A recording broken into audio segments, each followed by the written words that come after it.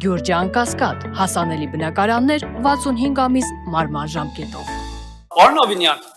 ես կարծում եմ Հայաստանի պատմության մեջ դուք ամենամեծ բարերարն եք։ Նույնիսկ ուզում եմ առաջարկեմ Քրոյանի փոխարեն ձեր անունը դնեն այդ փողոցի վրա։ Որտեվ դուք ձեր հայցողությամբ անկանոն բարձրակ շենքերի շինթույլտվություններ եք տալիս, միտեղ 15, միտեղ 20, միտեղ 35, 100, բայց նորմալ երկրներում իրանք ունեն զոնինգ, գոտիավորում, որտեղ հստակ գրված է, որ փողոցի վրա քանի հարկանի շենք կարելի է կառուցել։ Օրինակ Փարիզում, Չեխիայում, եթե 4 հարկանի շենք են մայր փողոցում,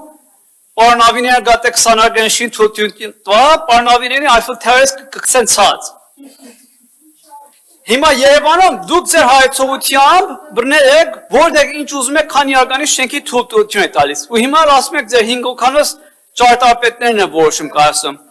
Այդ կոռուպցիան ռիսկերը հանելու համար դրա համար նորմալ երկրները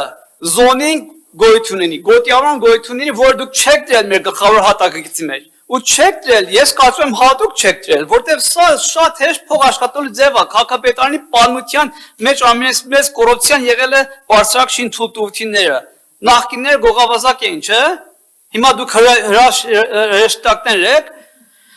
Այդ անկանոն թույլտվությունները, որ տալիս եք, մի քիչ առաջ ասեցինք պոլիտեխնիկը կից 12 հարկանի շենքի թույլտվություն եք տվել, այդտեղ 5-6 հարկանի շենքեր են։ Եթե մենք գոտիավորում ունենայինք, նորմալ նստենք, ասենք, ստեղ մենք 6 հարկանից ավել թույլտվություն չենք տալիս։ Հիմա դուք 12 եք տվել, 6 հատ ավել ձրի հող եք տվել շինարարին։ 6 հատ ձրի հող ամեն մի հարկը 300 քառակուսի մետր վերցնես։ Կենտրոնի հողի արժեքը $2000, դուք $3.5 միլիոն նվեր եք տվել մարդուն։ $3.5 միլիոն նվեր եք տվել, մի $500,000 ինձ ձեզ կաշակ չի տված ելնի այդտեղ, կամ ձեր ճարտարապետներին։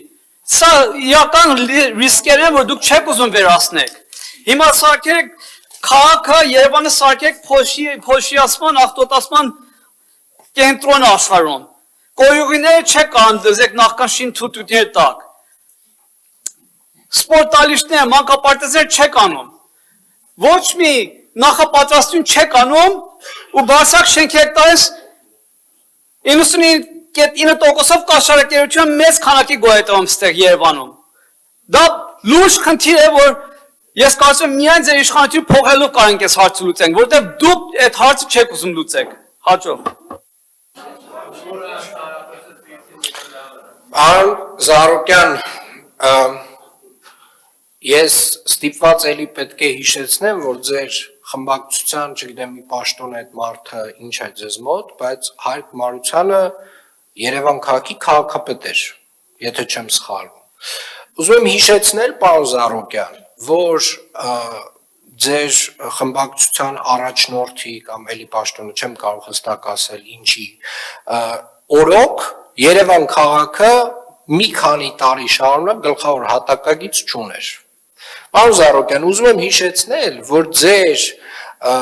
խմբակցության առաջնորդի քաղաքապետ լինելու օրոք Երևանի քաղաքապետը տարատեսակ շինթույլտվություններ է տվել։ Պարոն Զարուկյան, ուզում եմ ձեզ հիշեցնել, որ ձեր խմբակցության առաջնորդի քաղաքապետության օրոք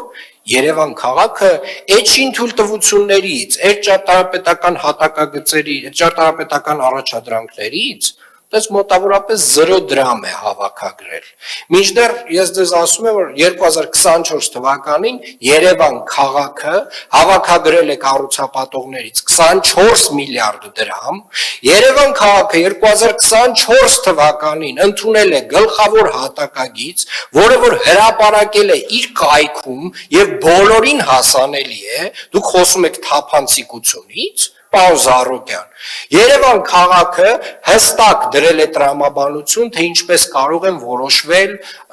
շինթույլտվություն տալու կամ չտալու հարցերը։ Խստացրել է բոլոր հնարավոր կանոնները շինթույլտվություն ստանալու։ Նվազեցրել է կառուցապատման տոկոսները հստակ հողի վրա։ Կանոններ է դրել, որ 2500 քառակուսի մետրից պակաս հողերի վրա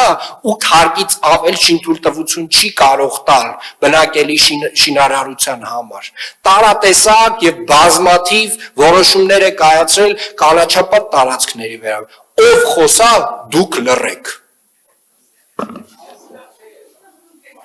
Այստեղ չէիք այդ ժամանակ, դուք այդ ֆրակցիան եք ներկայացնում, պարոն Զարուկյան։